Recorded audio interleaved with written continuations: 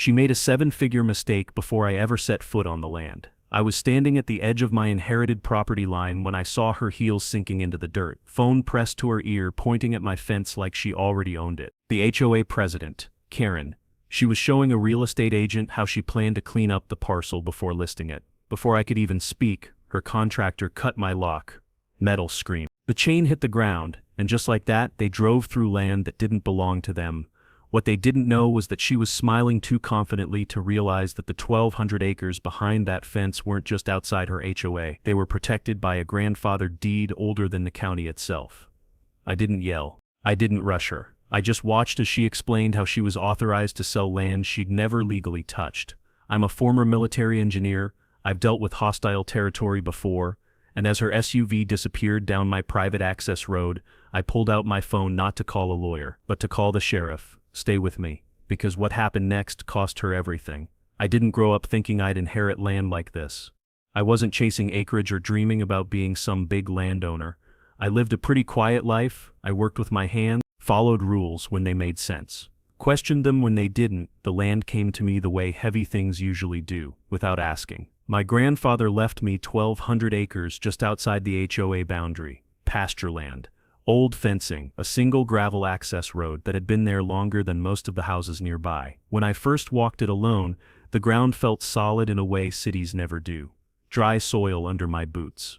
Wind moving through tall grass like it had its own memory. Fence posts leaning at odd angles, scarred by decades of sun and storms. This wasn't property to him, it was stewardship. There was a creek cutting through the lower end of the land, slow and stubborn, feeding into a small watershed. Water rights were tied to it, legal ones. The kind you don't notice until someone tries to take them. The access road mattered too. It wasn't pretty, but it was everything. Without it, the land was boxed in, controlled. I didn't feel rich standing there.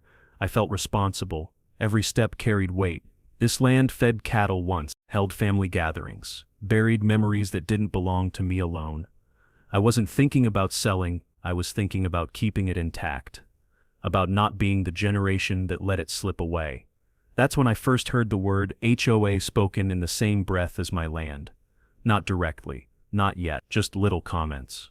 A look from a neighbor, a pause when I mentioned the access road, the sense that eyes were measuring something they didn't own. One evening, while I was walking the fence line, I called my aunt to tell her I'd arrived safely. She didn't hesitate. Just be careful, she said. HOAs don't like what they can't own. At the time I brushed it off, stood there listening to the wind move through the grass, trying to shake the unease. I didn't know then how badly they wanted land they couldn't control. My grandfather bought this land long before anyone had ever heard the word HOA. Back then there were no glossy brochures, no uniform mailboxes, no committees arguing about fence color. There was just dirt, sky, and a man who believed that if you worked land honestly, it would take care of you in return. He acquired the acreage in pieces, a few hundred acres at a time. Some bought outright, some traded for labor. One parcel came from a handshake deal after helping a neighbor rebuild a barn that burned down. Everything was recorded, clean, filed. The kind of paperwork people respected because it was backed by real work. The land became a working ranch. Cattle grazed the upper pasture. The lower fields were cut for hay every summer. You could tell where the soil was richer just by how the grass leaned into the wind. There were scars too, old fence lines that didn't quite match anymore. Gates repaired more times than anyone could count, but it held together. Every year, he hosted gatherings for veterans. Nothing fancy, just folding tables, a grill, and stories that didn't need to be repeated to be understood. Men and women who trusted the land because it didn't ask questions. The locals knew the place. If someone's truck broke down, they could wait there. If a storm rolled in, there was always space to pull off and ride it out. That mattered. By the time the HOA started building nearby, rows of identical houses, manicured lawns, shiny signs, my grandfather was already old. He watched the development from a distance, never complained, never joined. He didn't need to. His land sat outside their boundary lines, just far enough to be ignored at first. And that's where the trouble really started. Here's something most people don't know, and I didn't fully understand until later. When land is recorded before an HOA exists, it can be grandfathered. That means the rules created later don't automatically apply to it. The deed doesn't change just because someone draws new lines on a map. Rights like access roads and water use stay intact, as long as they were legally established first. My grandfather's deed was old. older than the county's digital records. It listed the access road clearly. It documented water rights tied to the creek. Everything was stamped, filed, and cross-referenced decades before the HOA ever poured its first sidewalk. That history mattered more than anyone realized. To him, the land wasn't an investment, it was a promise. He trusted it would outlast him, and he trusted me not to let it be chipped away piece by piece.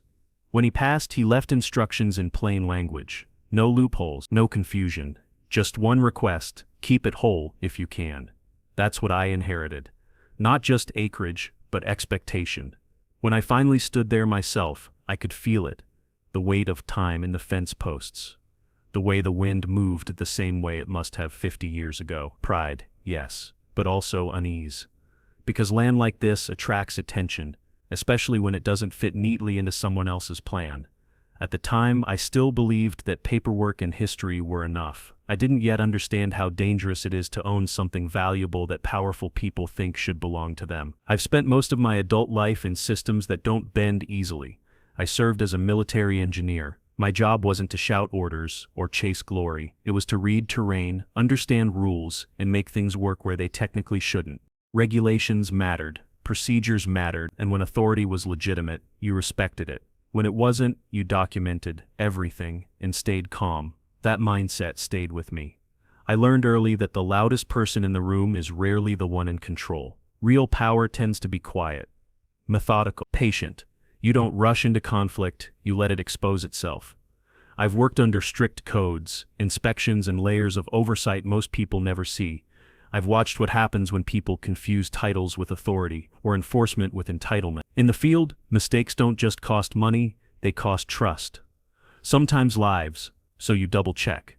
You slow down. You keep records. That's just how I'm wired. When I first started dealing with the HOA, I treated them the same way. I assumed there were rules, boundaries, that if I stayed calm and factual, things would sort themselves out. I answered emails politely. I returned calls. I didn't raise my voice when theirs started to rise. But the more restrained I was, the more aggressive they became. Karen didn't like silence. She filled it with assumptions, with demands, with that particular tone people use when they think compliance is a given. She spoke in absolutes. We expect. This won't be a problem. It was strange watching it unfold. In my past life, authority had to be earned. Here it was worn like a costume, and when I didn't react the way she expected, didn't apologize, didn't argue, didn't fold, it seemed to frustrate her even more. I wasn't trying to challenge anyone. I just wasn't going to pretend rules applied to me when they didn't. That difference, my calm versus their urgency, became the fault line everything else cracked along. I could feel it every time we spoke, the way her voice sharpened when mine stayed level. The way control slipped the moment intimidation failed. I didn't realize it yet, but my background had already put me on a collision course with people who relied on pressure instead of proof. And pressure only works on people who panic. The first time I met her wasn't in an office or over email. It was on my land. I was walking the access road, checking the fence line, when I heard tires on gravel that didn't belong there. A white SUV rolled to a stop like it had every right to. She stepped out wearing sunglasses too large for her face, and a smile that felt practiced, wide, friendly, and completely unearned. She didn't introduce herself right away, just looked around, took in the pasture, the distance. Well, she said, drawing the word out, this is certainly more rustic than I expected. Then she told me her name, HOA president, said it like it explained everything. Karen spoke softly, but there was a rhythm to it, like someone used to being listened to without question. She complimented the view, mentioned how the neighborhood was growing fast, talked about property values the way other people talk about weather, casual, inevitable. I stayed polite. Let her talk. That's when the phrases started slipping in. Community standards, shared expectations, visual consistency. She said them like suggestions, but her eyes stayed sharp, measuring how much resistance she'd get. At one point she gestured toward the fence line and said, almost offhand, of course, this land technically falls under our influence. I stopped walking, asked her what she meant. She smiled again, smaller this time. Explained that while my parcel was outside the HOA, it was still subject to certain guidelines because it bordered the development, access road usage, environmental impact, aesthetic concerns. She said it all very smoothly, like she'd said it before, and watched people accept it. That was the first lie. There was no such provision, no overlap clause, no shared authority. I knew that, the deed was clear. But she spoke with the confidence of someone used to rewriting reality for people who hadn't done their homework. When I told her I'd need to see that in writing, her tone shifted just enough to notice. "Oh, we can take care of all that," she said. "I'd hate for this to become complicated." The word hung there heavy. Before she left, she reminded me that the HOA just wanted cooperation, that they preferred to resolve things amicably, that resistance often led to delays, reviews, inspections, all the invisible friction that makes people give up. She climbed back into her SUV without waiting for a response. As she drove away, I stood there listening to the gravel settle, feeling something tighten in my chest. Not fear, recognition. I'd seen this before. Authority asserted without basis, wrapped in a smile. And I knew then that this wouldn't be a one-time visit. Once she was gone, the land felt different. The wind was the same. The grass still moved in slow waves, but something invisible had shifted. Like a line had been crossed without permission. I walked the access road again, slower this time. That strip of gravel wasn't just a convenience, it was survival. Without it, there was no way in or out. No equipment, no emergency access. Cut that road off and 1,200 acres become a prison instead of a property. The water easement mattered just as much. The creek fed the lower pasture and tied into rights my grandfather had secured decades ago. It wasn't decorative, it wasn't optional, it was the reason the land could support anything at all. Lose that and the land dries up piece by piece. Quietly, legally. Then there was the future build. Nothing extravagant, just a modest home set back from the road, where the noise didn't carry. A place to raise a flag, plant trees and stay out of the way. But even that required permits, approvals, access, all things the HOA could slow down, challenge, or bury in paperwork if they decided to. That's how they win, not by taking everything at once, but by making ownership exhausting.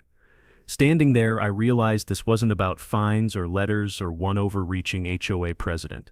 It was about whether history could be erased by persistence, whether land that had existed freely for generations could be boxed in, regulated, and eventually absorbed just because someone wanted it to fit their plan. My grandfather trusted me with this, not because I was the smartest or the strongest, but because he believed I wouldn't let it be carved up quietly. I thought about the gatherings he hosted, the stories told under open sky, the way he walked the property line every morning like it mattered that he did.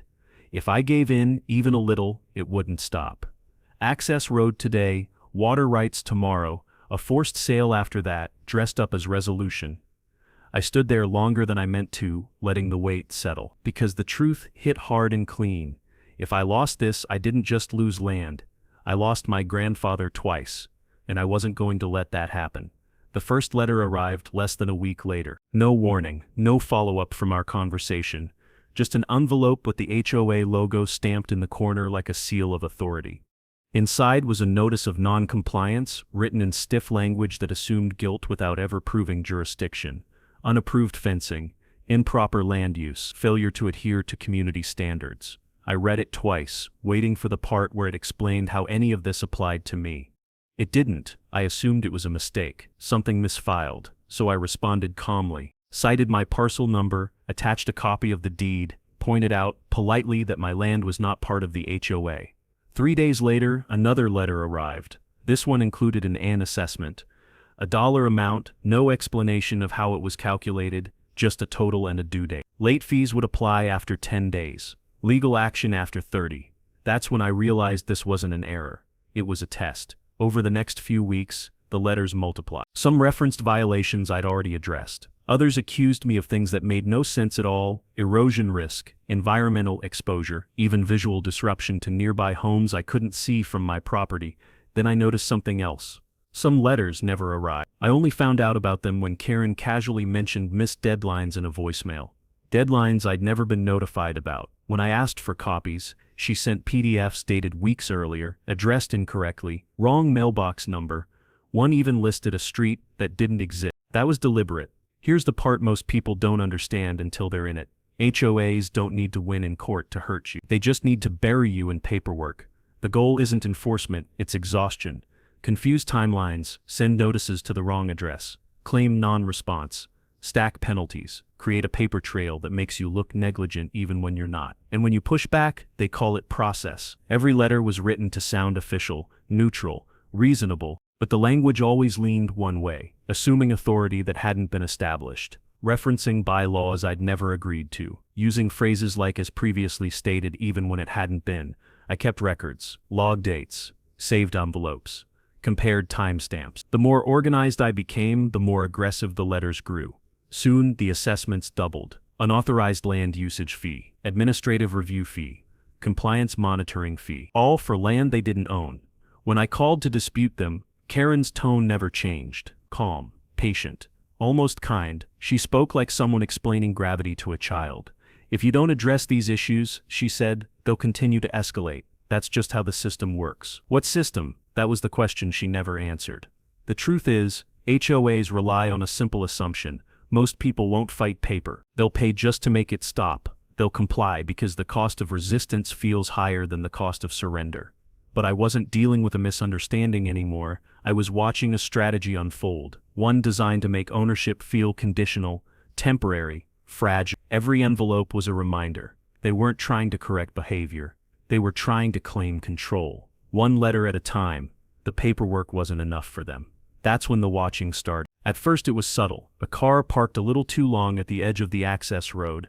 Someone walking a dog who never quite looked at the dog. Phones held chest high, angled just enough to capture something without making it obvious. Then I caught one of them standing on a rise near the fence line, taking photos of my land like it was already evidence. When I asked what they were doing, they didn't answer, just said they were documenting conditions, as if 1,200 acres of open pasture needed supervision. I started logging that too. Dates, faces, license plates. Not because I wanted a confrontation, but because surveillance changes things. It turns land into a target. A week later, the rumors started. I didn't hear them directly, I heard them secondhand. A neighbor mentioned a post in the community group about abandoned acreage. Someone else asked if I was planning to sell because of environmental issues. Another warned me, quietly, that Karen had been raising concerns about erosion runoff and safety hazards. None of it was true, but truth wasn't the point. Visibility was. Karen had positioned herself perfectly. In public, she wasn't aggressive. She was worried, concerned, protecting the community from what she framed as a growing risk next door. She talked about children, property values, liability, used words like oversight and prevention. Every accusation was wrapped in care. Photos of dry creek beds taken during peak summer were shared without context. Fence posts leaning from age were described as structural hazards. The access road was suddenly a private liability corridor. She never said my name directly. She didn't have to. Everyone knew who she meant. And that's how smear campaigns work. You don't attack the person, you attack the condition. Make the land look neglected, make the owner look absent. Make intervention feel necessary. I'd walk the property and feel eyes on me. From houses that weren't there when my grandfather first bought the land. From people who'd never set foot on it but felt entitled to judge it. The most unsettling part wasn't the surveillance. It was how easily people accepted the story. When authority speaks with confidence, it doesn't need facts, it just needs repetition. Karen knew that. She leaned into it, presenting herself as the reasonable adult in the room, the one willing to step in if things got worse. Worse for who? I watched as my land, open, alive, unchanged, was reframed as a problem to be solved. A blank space that made planners uncomfortable, a gap in their control. And for the first time, I understood something my grandfather never had to deal with. In his day, land was respected because it existed. Now land that couldn't be managed was treated like a threat. Karen didn't want to own my acreage outright, not yet. She wanted the community to believe it needed her to handle it. And once people believe that, everything else becomes easier. There's a moment in every long fight where the noise fades and you're left alone with the cost. For me, it came late at night. The calls had slowed. The letters kept coming, but I stopped opening them right away. I'd set them on the table and walk past like they weren't there, knowing exactly what they contained. Accusations dressed as concerns, deadlines designed to make me feel late to my own life. I started asking myself questions I hadn't before. Was this worth it? Was I being stubborn? Was I holding on to something that no longer fit the world it was in? My family didn't mean to pressure me, but pressure has a way of sneaking in gently. A suggestion over dinner. A comment about how much easier things would be if I sold part of it. Just the land closest to the HOA. Just enough to make them back off. Your grandfather would understand, someone said. That one landed hard. I drove out to the property that night without a plan. No flashlight, no phone calls. Just the truck. the road, and the dark pressing in from all sides. The pasture looked different at night, bigger somehow, less forgiving. Wind moving through grass you couldn't see but could hear, like something breathing just out of reach. I parked near the fence line and shut the engine off. The silence was heavy, not peaceful, expectant. I stood there thinking about how tired I was, how much time this had already taken, how easy it would be to walk away, let someone else deal with it, turn the page and move on. The land didn't ask for anything. It would stay whether I did or not. That's when the doubt really set in. Maybe Karen was right. Maybe this land didn't belong next to neat rows of houses anymore. Maybe history didn't matter as much as momentum. Maybe I was the problem for standing in the way of progress. I hated myself for thinking it. I walked down to the creek, listening to water move slowly over rocks, steady and indifferent. That sound had been there before me, before her, before the HOA. It didn't care about paperwork or meetings or social media posts. And standing there, it finally clicked. They weren't trying to buy my land. They were trying to erase me from it. Erase my presence, my rights, the history tied to my name. Make it feel abandoned, mismanaged, unclaimed, so stepping in would feel justified. The exhaustion didn't go away in that moment, but something else did. The doubt stopped being about whether I should fight. It became about whether I could live with myself if I didn't. I stayed out there until the cold set in, hands in my pockets, staring into the dark where my grandfather used to walk every morning. And for the first time since this started, the path forward felt clear. Not easy, just necessary. I didn't find out about the listing from the HOA. I found it online. A friend sent me a link with no message attached, just a listing photo I recognized immediately. The curve of my fence line, the rise near the creek, the access road cutting through the frame like it belonged to whoever posted it. The description was careful. Vague. Development adjacent acreage with future potential. No owner listed by name, no mention of restrictions, just enough detail to attract the right kind of attention. I thought it had to be a mistake. So I called the realtor. She sounded confused before I even finished my sentence. Told me she'd been contacted by the HOA president, who claimed the land was under association control and pending consolidation.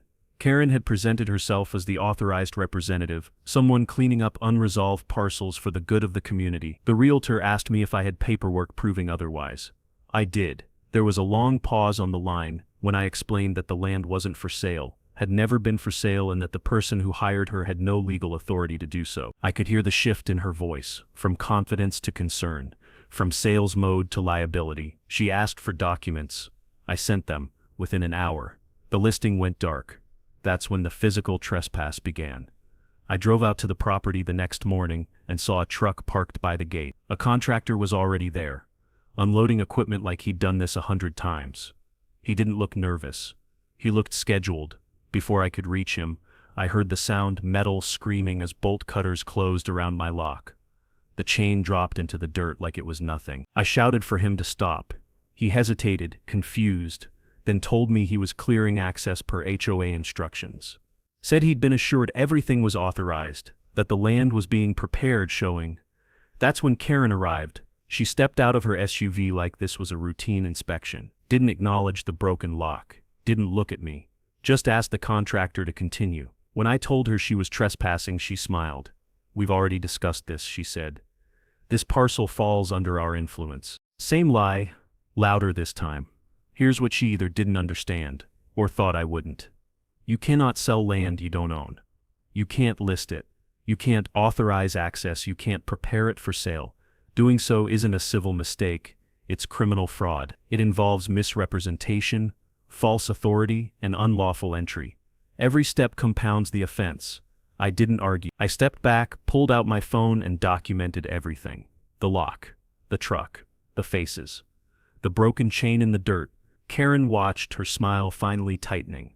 For the first time since this started, she looked unsure, because paper warfare is one thing. But the moment you put a lock on the ground and claim ownership you don't have, you stop playing administrative games. You step into felony territory, and she had just done it in broad daylight. After that day, I stopped reacting. I didn't send another email, didn't return another call, didn't correct another lie. I prepared. I laid everything out on the dining table like a map of a campaign. Deeds first, originals and certified copies. The old paper felt heavier than it looked. Edges soft from age, stamps pressed deep enough to leave impressions you could feel with your fingers. My grandfather had kept everything. every amendment, every verve, nothing digital only. Nothing that could disappear. Next came the county records. I drove down in person, asked for archived maps, ones that never made it into the online system. Large sheets rolled out across a metal table, yellowed and precise. You could see how the land existed before the neighborhood, before the roads, before the idea that someone else might claim authority over it. The access road was there, clearly marked, labeled as established ingress and egress. No ambiguity. Then the water rights. Those took longer. Filed under an older system, tied to the creek, cross-referenced through agricultural use permits and watershed documentation. It wasn't flashy paperwork, but it was solid. Rights established, maintained, and never relinquished. The kind of thing that doesn't expire just because someone doesn't like it. I made copies of everything, organized them chronologically, highlighted nothing, let the facts speak in their own order. Only then did I make the call. I didn't ask for a favor. I asked for a meeting. The sheriff listened quietly while I explained. Didn't interrupt. Didn't assume.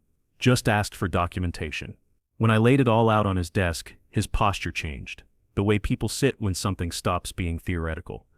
He flipped through the pages slowly. This land isn't in their jurisdiction, he said, finally. No, I replied. It never was. We talked about the broken lock, the unauthorized listing, the contractor, the claims of authority. Each detail tightened the picture. Trespass, fraud, misrepresentation, all of it documented. The sheriff nodded once and told me he'd handle the next step. I left that office feeling something I hadn't felt in weeks. Not relief. Not victory. Alignment. Everything was finally back where it belonged, on paper, on record, and in the hands of someone whose authority didn't rely on smiles or intimidation. That night I went back to the land and replaced the lock myself. New chain. Heavier, deliberate. When it snapped into place, the sound carried farther than I expected. I stood there for a moment, listening. The wind moved through the grass like it always had. The creek kept flowing. Nothing dramatic changed. But for the first time since Karen stepped onto my property, I wasn't waiting anymore. I was ready. The sheriff didn't arrive quietly. 2 vehicles came up the access road just after mid-morning. Gravel crunching slow and deliberate. No sirens, no rush, just presence. The kind that doesn't need noise to announce itself. Karen was already there. She stood near the gate with the realtor and another HOA board member, arms folded, sunglasses back on, posture rigid with practiced certainty. A few neighbors lingered at a distance, pretending to walk dogs or check mail while watching closely. The contractor's truck was still parked off to the side, tools untouched since the day before. When Karen saw the sheriff step out of his vehicle, she smiled. Not relieved, not surprised, confident. She walked forward first, extending a hand like this was a misunderstanding she'd already won. Started talking before anyone else could speak, explaining how the HOA had been dealing with an unresolved parcel, how they were acting in the best interest of the community, how access had to be secured for safety reasons. The sheriff listened, didn't take her hand, didn't interrupt. When she finished, she gestured toward me like I was a footnote. This gentleman has been uncooperative, she said, but we're prepared to move forward. That's when the sheriff turned to me. I didn't say much, just handed him the folder. He opened it slowly, right there at the gate. Deed on top, survey beneath it, county maps folded and unfolded with care. The access road clearly marked, the water easement noted in black ink that hadn't faded despite the years. Karen's smile didn't move at first. She leaned in, trying to see, tried to stay involved. Then her tone sharpened. That paperwork is outdated, she said. We've reviewed newer filings. The sheriff looked up at her for the first time. These filings are recorded, he said. They're valid. Karen laughed once, short and dismissive. That's not how development works, she replied. This land falls under HOA influence. The realtor shifted beside her. She'd been quiet until now, watching, processing. Her face had gone pale the moment she recognized the deed. She pulled out her phone, scrolling, comparing documents I'd sent earlier with what was now laid out in front of the sheriff. Her confidence drained fast. Wait, she said softly. This land isn't part of the HOA. The sheriff closed the folder. No, he said. Karen turned sharply toward the realtor, irritation flashing across her face. We've been over this, she snapped. The HOA has authority here. The sheriff stepped forward then, voice calm but unmistakably firm. Ma'am, he said, loud enough for everyone nearby to hear.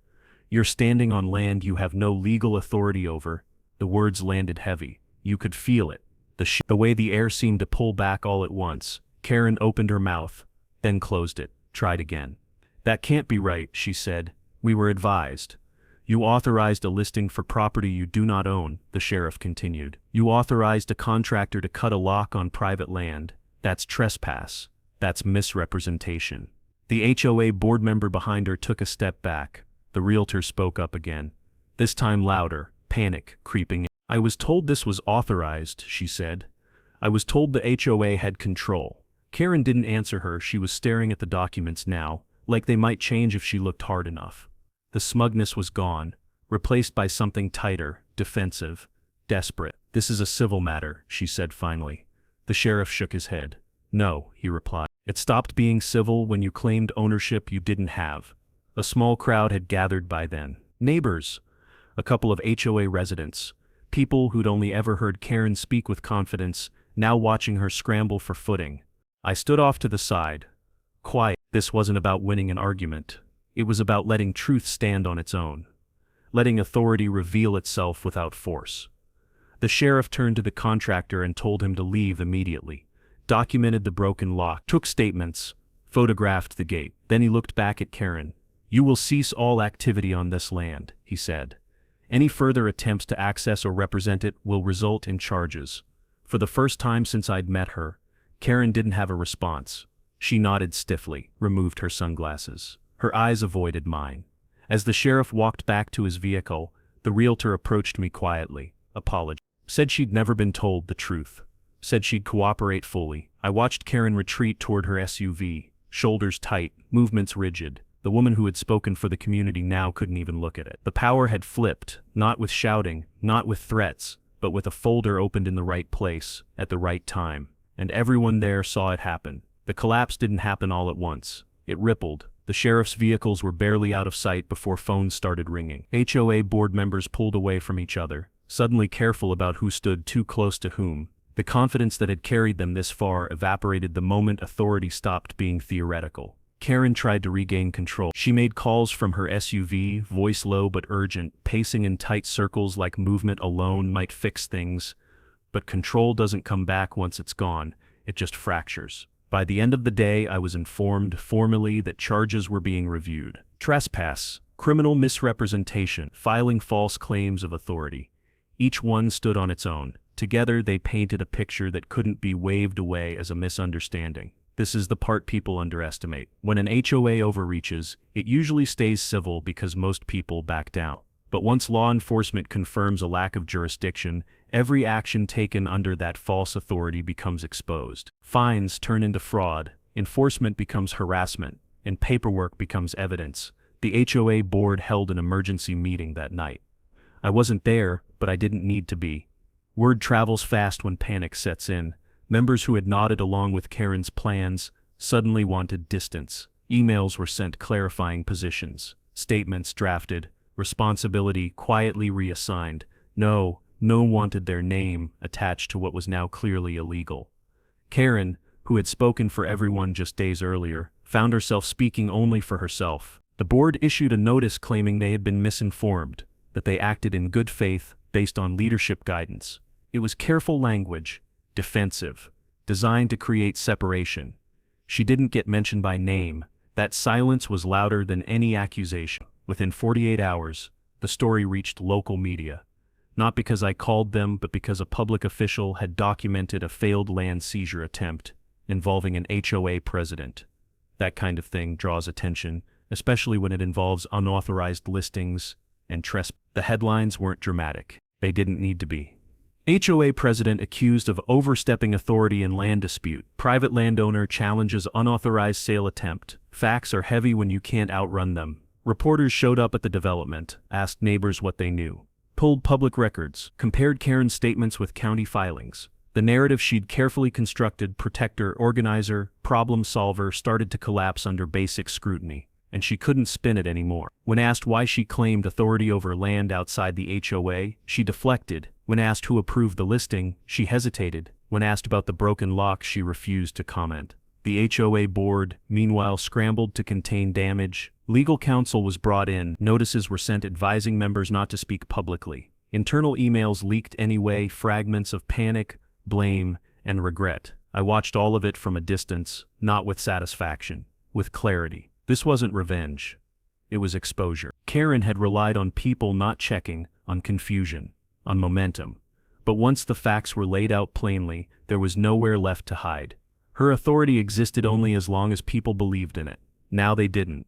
The board suspended her pending review. That phrasing came straight from their attorney. Safe. Non-committal. But everyone understood what it meant. She was alone. The woman who once spoke for the community was now the reason it needed legal defense. The person who promised protection had become the liability, and through it all, my land stayed the same. The fence stood, the creek ran. The access road remained open. While institutions unraveled and narratives burned down, the thing they'd tried to control never changed. That's when I understood something important. They hadn't lost because I fought harder. They lost because the truth doesn't require permission to surface. Once it does, everything built on intimidation collapses under its own weight. The consequences didn't come with drama. They came with paperwork. Karen was formally removed from her position before the end of the month. Not in a public announcement, not with an apology, just a short notice circulated to HOA members stating that leadership had changed, effective immediately. No explanation, no gratitude for her service. The silence said more than any statement could. Soon after, the HOA itself was fined, not for one thing, but for a pattern. Unauthorized enforcement, false representations of authority, improper assessments issued beyond jurisdiction, each violation documented, each dollar amount calculated without emotion. The total wasn't small, enough to force budget revisions, enough that every member felt it. That's when reality hit home for them. The HOA's legal counsel advised swift settlement on multiple fronts. Refunds were issued for assessments that should never have been collected. Notices were sent rescinding violations tied to my land. The language was careful, measured, and very different from the confident demands I'd received weeks earlier. Lawsuits followed anyway. The realtor filed one, not against me, but against the HOA and Karen personally, citing misrepresentation and exposure to liability. The contractor did the same, claiming he'd been instructed under false authority. Both cases settled quietly, quickly. Karen didn't fight them. She could. Her defense relied on authority she never had.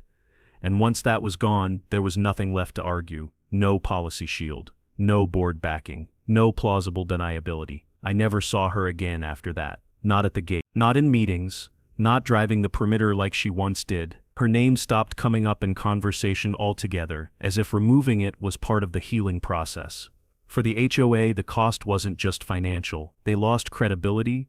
The board implemented new policies, required outside verification for any enforcement action, restricted leadership authority, added legal review where none had existed before, all of it reactive, all of it expensive. For me, the letters stopped. No more notices, no more assessments, no more veiled threats wrapped in polite language. Just quiet. The kind of quiet that comes after something dangerous has passed.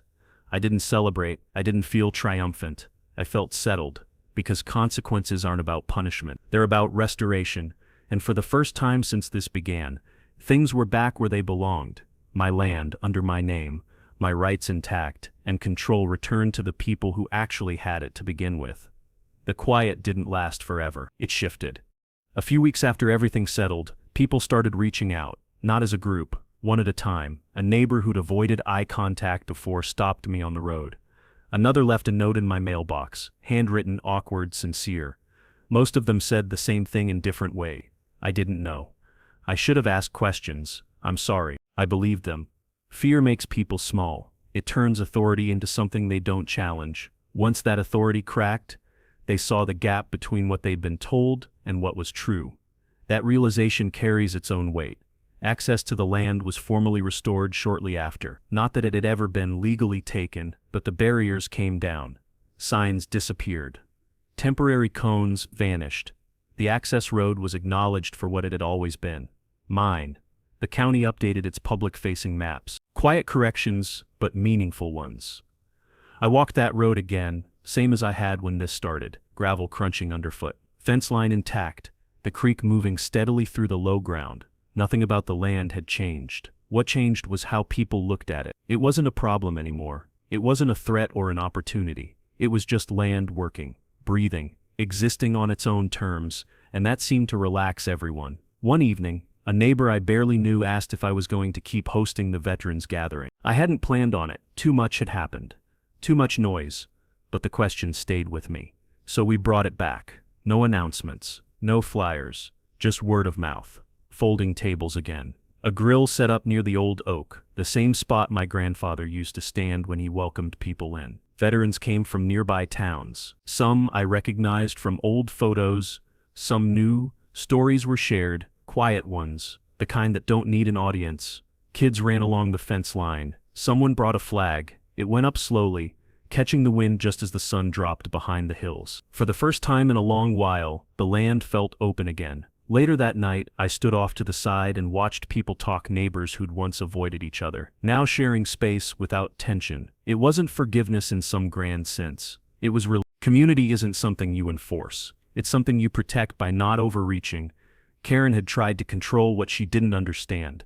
The rest of us learned something in the process. The land didn't need management.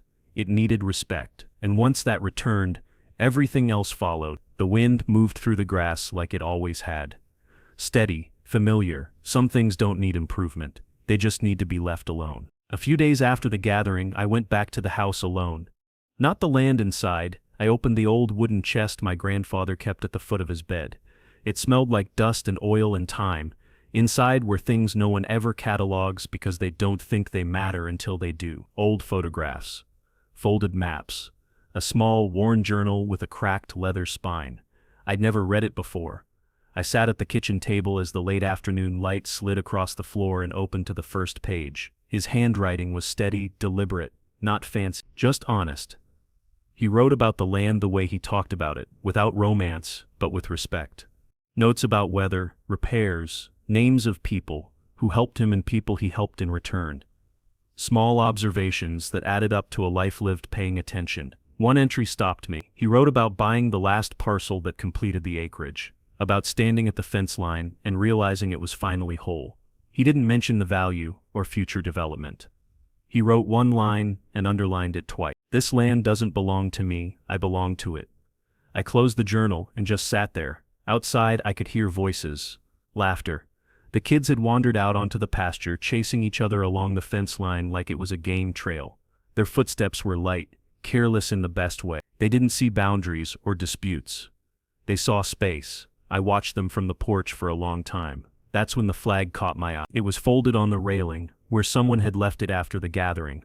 I picked it up and walked it out to the pole near the oak tree. The sun was low now, just touching the horizon, throwing long shadows across the grass. I raised it slowly. The fabric caught the wind and unfurled, steady and sure. Not dramatic, just a present. The same wind my grandfather used to check every morning before he walked the property line. As the sun dipped lower, the land took on that soft, golden stillness it only gets at the end of the day. The creek reflected the sky. The fence post stood quiet and unmoving. Everything was exactly where it was supposed to be. I thought about everything that had happened, the letters, the threats, the doubt, how close I came to believing I didn't belong here. But standing there, watching the flag settle against the sky, I knew the truth. This land had been patient. It waited through generations. It waited through conflict. It waited through noise and pressure and people who tried to turn it into something it wasn't. All it needed was someone willing to stand still long enough to listen. The kids ran past me, laughing, their voices carrying across the pasture. The flag moved once more in the breeze, and for the first time since the fight began, there was nothing left to prove. The land was whole.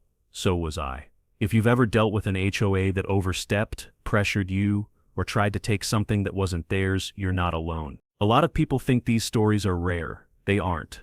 They just don't always get told all the way through. If you've got one, big or small, share it in the comments.